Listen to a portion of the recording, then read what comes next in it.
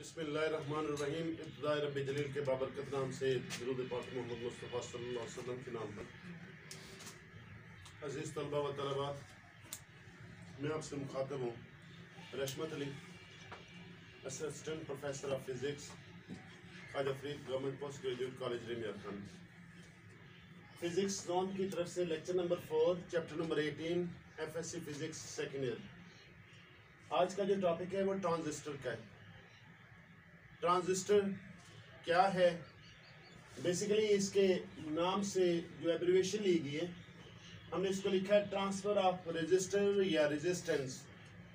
तो ट्रांसफ़र का पहला TRAN लिया गया और रजिस्टर का आखिरी हिस्सा SISTOR, तो ये बन गया ट्रांजिस्टर। तो ट्रांजिस्टर क्या चीज़ है? सेमीकंडक्टर डिवाइस है जिसको हम इस्तेमाल इसलिए करते हैं, बनाया भी इस मकसद के लिए कि जो जंक्शन के क्रॉस रेजिस्टेंस को ट्रांसफ़र करें। रेजिस्टेंस को ट्रांसफ़र करने का मतलब क्या है? हम देखते हैं इसकी प्रैक्टिकल एप्लीकेशन एम्पलीफायर है। तो एम्पलीफायर क्या होता है कि मामूली सी इनपुट देते हैं और बहुत ज़्यादा मिकदार में हम आउटपुट ले सकते हैं। तो बेसिकली वो ट्रांजिस्टर का एम्पलीफायर, उसकी बेसिक कंस्ट्रक्शन ट्रांजिस्टर ही होता है।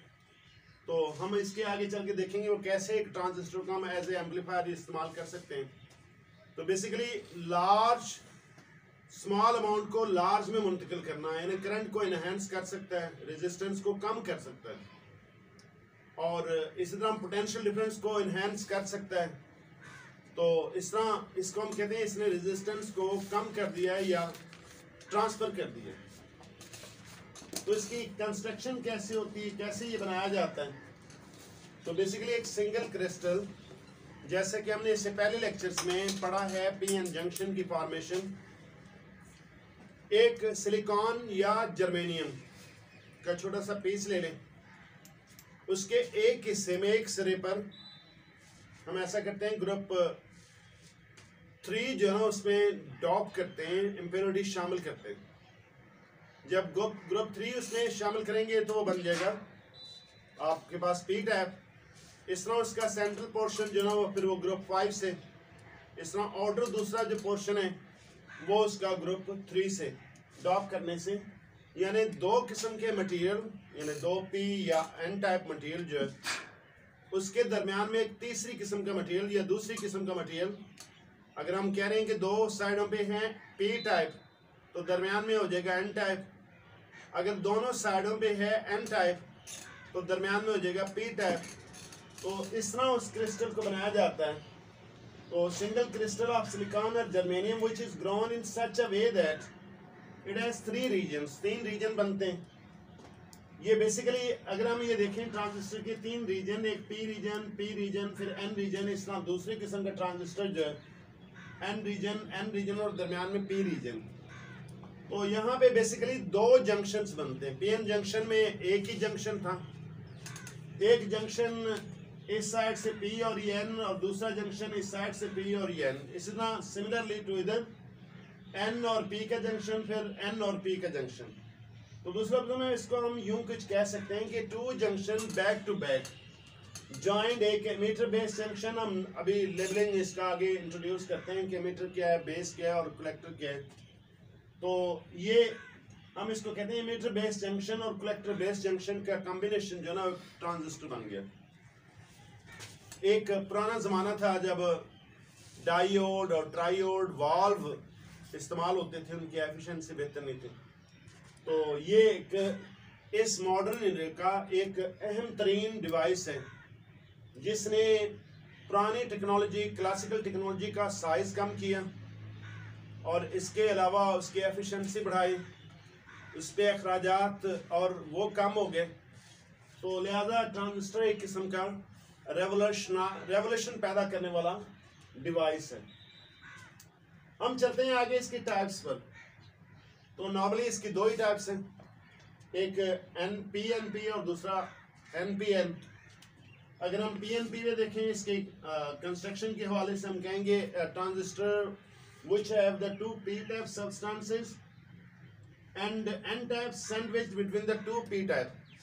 इस तरह इसके लिए N-type ये मैंने इसका लिखा है डिफरेंस अलग से डेफिनेशन आ जाए तब आप लिख सकते हो, और अगर डिफरेंस आ जाए तब इस तरह आप लिख सकते हो। दो डिफरेंसेस काफ़ी हैं 2 नंबर के लिए। तो transistor in which N type is sandwiched between 2 P type substances is called PNP. Similarly, the transistor in which the P type substance is sandwiched between 2 N type substances. ये दोनों diagram यहाँ पे हम इसको बना सकते हैं। अगर डिफरेंस लिख रहे हैं कम से कम 2 पॉइंट होने चाहिए। नीचे एक सिंबल दिखाया हुआ, सिंबल में इसके पार्ट्स जो हैं उसके नाम लेबल किए हुए B, C और E, और एक ई पर हमने एरो शो किया हुआ। इसकी डिटेल आगे चल के बताते हैं। इस तरह इधर भी ये सिंबल, इसका एरो आउटवर्ड है एन पी एन पी में, और एन पी एन में एरो इनवर्ड है। नेक्स्ट चलते हैं पार्ट्स ऑफ ट्रांजिस्टर। ट्रांजिस्टर के बेसिकली 3 पार्ट्स हैं। एक बेस कहलाता है जिसको हमने बी से रिप्रेजेंट किया, और दूसरा इमिटर कहलाता है और कलेक्टर कहलाता है। तो बेस क्या चीज़ है? ट्रांजिस्टर का जो सेंट्रल रीजन है वो बेस कहलाता है। वो पी भी हो सकता है, वो एन भी हो सकता है, डिपेंड करता है कि किस तरह का हमने ट्रांजिस्टर लिया हुआ है। इसको हम सिंपली बी से रिप्रेजेंट करते हैं। इसमें बेस में इम्प्योरिटी बहुत कम होती है, साइज भी छोटा बहुत थिन होता है, और इम्प्योरिटी भी कम होती है, और ये क्या बाहर वाले दोनों साइडों से मुख्तलिफ होता है। इसका साइज 10⁻⁶ मीटर या 1 माइक्रोमीटर के करीब तर होता है। माइक्रोमीटर बहुत छोटा साइज है, विजुअल नॉर्मल आई से हम देख नहीं सकते, नेक्ड आई से नहीं देख सकते। अच्छा, इसके मुकाबले में आगे है इमिटर। तो इमिटर एक ऐसा डिवाइस है, ऐसा पार्ट है, हम आगे इसकी वर्किंग में देखेंगे। तो ये ट्रांजिस्टर के लिए इलेक्ट्रॉन को इमिट करता है ट्रांजिस्टर के अंदर, यानी बाहर से ट्रांजिस्टर ले और ट्रांजिस्टर के अंदर, बाहर से इलेक्ट्रॉन ले ट्रांजिस्टर के अंदर इलेक्ट्रॉन को भेजता जाए, मुंतकिल करता जाए, इसलिए इसको हम इमिटर का नाम देते हैं। इमिटर की इम्प्योरिटी भी ज़्यादा होती है और कम एज कम्पेयर टू बेस, क्योंकि पहले हम बेस पढ़ चुके हैं, तो बेस की निस्बत इम्प्योरिटी बहुत ज़्यादा होती है और साइज भी उसका उससे ज़्यादा होता है।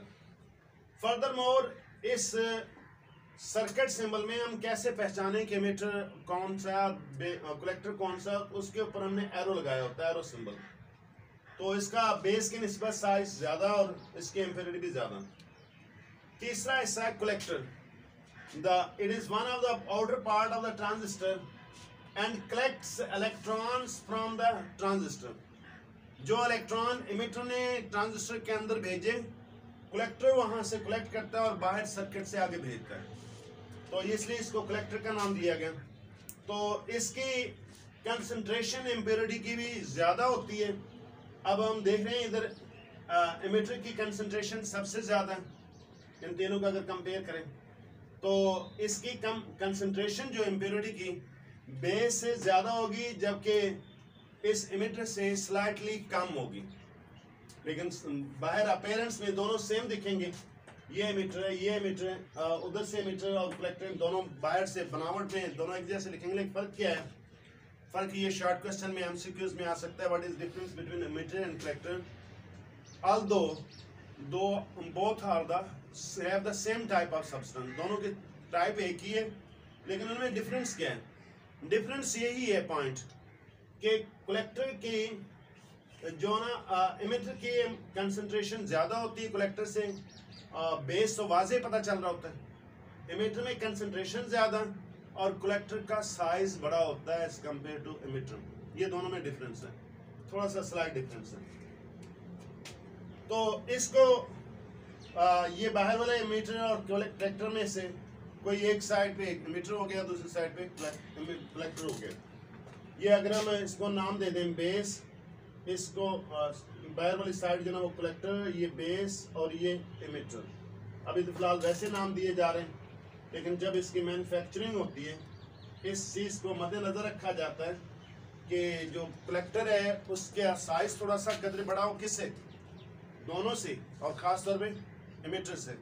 और जो इमिटर है उसमें इम्प्योरिटी कुछ कदरें ज़्यादा होती है, कुछ रेशो में कुछ ज़्यादा मिकदार होती है इम्प्योरिटी। ये इन दोनों का डिफरेंस है। नेक्स्ट है, इसको हम देखिए पीएन जंक्शन में हम पढ़ चुके हैं कि उसकी बायसिंग की जाती है। बायसिंग से क्या मुराद है? External source of power supply. तो जैसे हम कह रहे हैं इधर पीएन जंक्शन बन रहा है, तो दो पीएन जंक्शन है। अगर हम इसकी मूवमेंट देखें इलेक्ट्रॉन की, तो इधर भी बैरियर बनेगा, इधर भी बैरियर बनेगा। सपोज कर लें अगर ये एनपीएन ट्रांजिस्टर है, तो इधर मेजॉरिटी इलेक्ट्रॉन की होगी फ्री इलेक्ट्रॉन की, इधर भी मेजॉरिटी फ्री इलेक्ट्रॉन की होगी। जबकि इधर होल्स होंगे, यहाँ पे बैरियर होगा, तो यहाँ भी एक बैरियर होगा।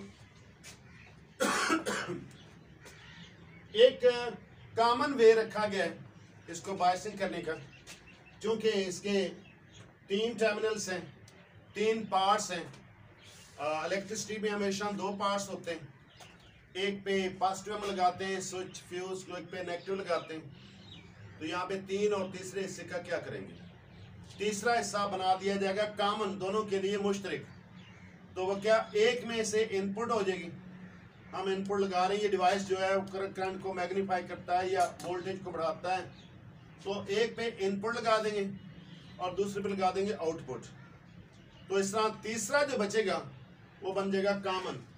तो लिहाजा बायसिंग के लिए हमने नॉर्मल ऑपरेशन जो है, स्पेशल ऑपरेशन नहीं है, नॉर्मल ऑपरेशन, ये इसके हवाले से एक शॉर्ट क्वेश्चन भी है, नॉर्मल ऑपरेशन की कैसे उसकी एडजस्टमेंट बायसिंग रिक्वायरमेंट क्या है। तो इसमें ये होता है कि ये बेस और ये इमिटर और ये कलेक्टर जंक्शन तो इसके इंटीरियर में, तो एक्सटर्नल में बेस इमिटर जंक्शन को हमेशा फॉरवर्ड रखा जाता है। बेस इमिटर जंक्शन को हमेशा फॉरवर्ड रखा जाता है, बेस और इमिटर। सपोज कर लो ये मैंने एरो शो किया गया, एरो किस बुनियाद पर? करंट का फ्लो जो होता है हमेशा पॉजिटिव टू नेगेटिव होता है। हम जितने भी करंट्स लेते हैं वो कन्वेंशनल करंट ही लेते हैं। तो कन्वेंशनल करंट की डायरेक्शन हमेशा होती है पॉजिटिव टू नेगेटिव या P type to N type. तो इसलिए एरो यहाँ पे इमिटर पे लगाया गया, यहाँ पे करंट फ्लो कर रहा है। बस दूसरा एरो इधर क्यों नहीं लगाया गया, उसकी क्या वजह? कि जब हम ये कह रहे हैं base emitter junction is forward biased, तो इसका मतलब है ये जो बैटरी है, ये एक्सटर्नल पावर सप्लाई जो है, इसका नेगेटिव टाइप नेगेटिव टर्मिनल जो है एन टाइप पर और पॉजिटिव टर्मिनल पी टाइप पर, और ये फॉरवर्ड बायस में ये हिस्सा कंडक्ट करेगा, इसलिए इस हिस्से में करंट फ्लो करेगा। तो यहाँ पे हमने एरो लगा दिया, एरो की डायरेक्शन बता रही करंट की डायरेक्शन क्या होगी, यानी यहाँ पे ये डायरेक्शन बताई जा रही है कि बेस टू इमिटर या पॉजिटिव टू नेगेटिव, क्योंकि इधर से बैटरी ये 2 हिस्से हो गए। जबकि कलेक्टर बेस जंक्शन जो है, जंक्शन अंदर है, एक्सटर्नल क्या है, इसको हम कहते हैं रिवर्स बायस में। तो रिवर्स बायस में क्या होगा, ये चूंकि एन टाइप है तो इसको मद्देनजर रखना है, ना कि इसको मद्देनजर रखते हुए अगर एन टाइप तो इस पे बैटरी का पॉजिटिव सिरा लगाएंगे, एक्सटर्नल बैटरी का, और इधर पी है पॉजिटिव है तो इसको नेगेटिव सिरा लगाएंगे। ये बन गया रिवर्स बायस में। अच्छा, यहाँ पे एक ये रेजिस्टेंस और ये रेजिस्टेंस, जैसे बताया कि एक हिस्सा होगा कॉमन, वो इस कंडीशन में इस सर्किट में बेस कॉमन है, और इमिटर आप रख सकते हैं एज ए इनपुट और कलेक्टर रख सकते हैं एज ए आउटपुट। तो इमिटर जब हम इनपुट देंगे तो इस रेजिस्टेंस के जरिए देंगे। यहाँ पे 2 टर्मिनल 2 पॉइंट हम एक्सटेंड कर लेते हैं, ये बैटरी जो दोनों इंटरनल के लिए हैं, इस पूरे सर्किट के लिए यहाँ पे हम इनपुट लगा दें, तो इसके जरिए हम इसको कंट्रोल करते हैं, और यहाँ से हम आउटपुट ले लें ये रजिस्टर के अक्रॉस। तो रजिस्टर के बगैर ना इनपुट ली जा सकती ना दी जा सकती। तो हमने आर ई क्यों लिखा, क्योंकि ये इमिटर पर आर ई रेजिस्टेंस उसके हवाले से इसको आर ई लिखा है। इधर से आर से क्यों लिखा, ये कलेक्टर के हवाले से, क्योंकि बेस तो दोनों के लिए कॉमन है। अच्छा, अब इसमें बैटरीज का सिंबल देख लें। यहाँ पे हमने सिंबल शो किया हुआ VEE, ये इमिटर बैटरी के लिए, अगर इमिटर पे लगाया हुआ क्यों, बेस तो कॉमन है, और इधर लगाया VCC, डबल सब्सक्रिप्शन या सेम सब्सक्रिप्शन, ये बैटरीज को शो करती हैं। जबकि सिंगल सब्सक्रिप्शन सिर्फ एक ही टर्मिनल को जाहिर करते हैं। सपोज करो RE लिखा हुआ तो इसका मतलब इमिटर पर, और इधर लिखा हुआ तो उसके हवाले से। अब यहाँ पे जैसे कि हमने ये emitter base junction forward bias में किया हुआ है तो ये करंट फ्लो करेगा। ये अगर फ्लो कर रहा है तो उसकी इस जंक्शन की रेजिस्टेंस बड़ी लो होगी। जब रेजिस्टेंस लो है तो मामूली सी बैटरी भी इसके ऑपरेट कराने में काफ़ी हो सकती है। और चूँकि बेस कलेक्टर जंक्शन जो ना रिवर्स बायस में, तो रिवर्स बायस में उमूमन किसी भी पीएन जंक्शन की रेजिस्टेंस बहुत ज़्यादा इंक्रीज हो जाती है ताकि वो कंडक्ट भी नहीं करता। तो इसलिए उसको कंडक्ट कराने के लिए इसकी बैटरी उससे ज़्यादा होनी चाहिए। इस तरह तीसरी बैटरी होगी VBB, जो कि इसमें शो नहीं किया गया, यहाँ पे बेस तो कॉमन है। आगे हम इसका जिक्र करेंगे, आगे कहीं ना कहीं हायर लेवल में जिक्र आ जाएगा। अगर हम इन तीन बैटरीज का पोटेंशियल का मवाजना करें तो सबसे ज़्यादा जो VCC होगी उससे कम होगी VEE और सबसे कम जो होगी VBB। ये इसी तरह इनका सिलसिला है, लेकिन इस कंडीशन में VCC इससे ग्रेटर है। ये कम वोल्टेज पे काम चल सकता है फॉरवर्ड बायस में, ये ज़्यादा वोल्टेज पे काम, ये ट्रांजिस्टर जो है वर्किंग कंडीशन में आएगा क्योंकि ये रिवर्स बायस में। अच्छा, अब इसके साथ इनकी है configuration. What is configuration? Configuration जैसे कि पहले बताया कि अगर हमारे पास तीन टर्मिनल्स हैं तो तीनों में से दो ही काम के, एक इनपुट पे, दूसरा आउटपुट पे और एक हो जाएगा कॉमन। तो कॉमन के लिहाज से ना ज़रूरत के मुताबिक हम देखते हैं कि इसकी तीन किस्म की कॉन्फ़िगरेशन है और इधर दोनों ट्रांजिस्टर को मद्देनजर रखेंगे तो फिर बन जाएंगे 6 कॉन्फ़िगरेशन। एक हम क्या लिख रहे हैं इधर, कॉमन बेस कॉन्फ़िगरेशन, यानी ऐसा ट्रांजिस्टर, ऐसी कॉन्फ़िगरेशन जिसमें बेस कॉमन रखा जाएगा, जैसा कि इस सर्किट में दिखाया गया। ये बेस कॉमन बेस कॉन्फ़िगरेशन में, लेकिन ये ट्रांजिस्टर कौन सा है यहाँ पे तो मैंने लिख दिया। एरो से आप पहचानोगे ट्रांजिस्टर क्या, एरो वो बता रहा है कि टाइप कौन सी। अगर एरो है आउटवर्ड तो ये करंट का फ्लो बता रहा है, positive to negative, P type to N type, तो ये बन जाएगा NPN ट्रांजिस्टर। अगर एरो है इनवर्ड तो करंट का फ्लो बता रहा है कि ये है PNP ट्रांजिस्टर। जिस तरह इसका बताया common base NPN common base configuration, फिर इस तरह NPN कॉमन बेस कॉन्फ़िगरेशन होगी। सिमिलरली ये सर्किट हमने नीचे शो किया और वही काफ़ी नीचे कर दी, लेकिन थोड़ा सा फर्क ये किया कि उधर एरो आउटवर्ड है, इधर एरो है इनवर्ड, और इनवर्ड का मतलब है ये PNP ट्रांजिस्टर। बकिया सर्किट सिंबल तकरीबन वही चीज़ें यहाँ पे इस्तेमाल हो रही। दूसरा कॉमन एमिटर कॉन्फ़िगरेशन, उसमें बेस पे इनपुट है और कलेक्टर पे आउटपुट और एमिटर को कॉमन रख लिया गया। यहाँ पे VBB का इस्तेमाल हुआ, जबकि इस सर्किट में VBB नहीं था, एमिटर भी यहाँ पे नहीं है, तो ये VCC एज इट इज है। फिर तीसरी इसकी भी दूसरी कॉन्फ़िगरेशन होगी, ये NPN के साथ है। फिर नेक्स्ट कॉन्फ़िगरेशन होगी PNP के साथ। यहाँ टोटल कितनी बन गई, 2 इसकी 4। अब इसके साथ कॉमन कलेक्टर, तो कॉमन कलेक्टर में कलेक्टर कॉमन है, बेस या एमिटर पे इनपुट होगी, तो दैट्स बात इस तरह वाइस वर्सा में बेस या कलेक्टर पे आउटपुट होगी, बेस या एमिटर पे आउटपुट होगी। तो यहाँ पे VE बैटरी या एमिटर के हवाले से और VBB जो ना बेस के हवाले से, और यहाँ पे रेजिस्टेंस लगाएगी RB रेजिस्टेंस। 6 कॉन्फ़िगरेशंस बनती हैं, लेकिन 6 में से 1 या 2 कॉन्फ़िगरेशन ऐसे जिनका कोई प्रॉपर यूज़ है, जिनका कोई फ़ायदा है, बकिया कॉन्फ़िगरेशन जस्ट कॉन्फ़िगरेशन ही है। तो आज का लेक्चर इख्तिताम को पहुँचता है। अल्लाह हाफिज़, अल्लाह ब्लेस यू ऑल।